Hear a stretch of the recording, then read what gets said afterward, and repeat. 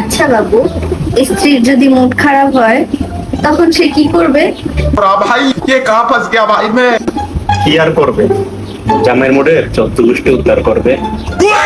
যাও, আমি থাকবো না তোমার সাথে, গেলাম গা বাপের বাড়ি। সবসময় একটা কথা বলবা না, আমিও একটা মানুষ, আমারও কষ্ট হয়, আমিও সুখে থাকতে চাই। ওলে ওলে আমার বাবুটা, কেন কষ্ট হয়? এই যে যাবো যাবো বলো বারবার, যাও তো না।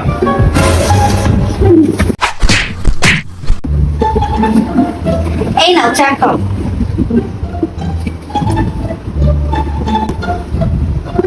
তোমার সাথে ঝগড়া হলেই তুমি রান্না করে চলে যাও, চা বানাও, চা বানায় নিয়ে আসো, আমাকে খাওয়াও। চা বানায় খাওয়াইলে কি তোমার রাগ কমে যায়? কারণ আমি ওটা বুঝতো তুমি খাই খাওয়াই। তাহলে ক্ষমা করে দাও। खत्म बाय बाय टाटा।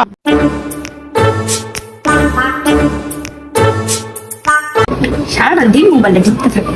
এই, সারাদিন মোবাইলে নিয়ে বসে থাকতে হয়? সারাদিন ফোনটা টিপতে থাকে। দেখো, সবসময় এসব ঝগড়া ঝগড়া ভালো লাগে না, এসব তোমাকে বন্ধ করতে হবে। ঠিকই বলছো।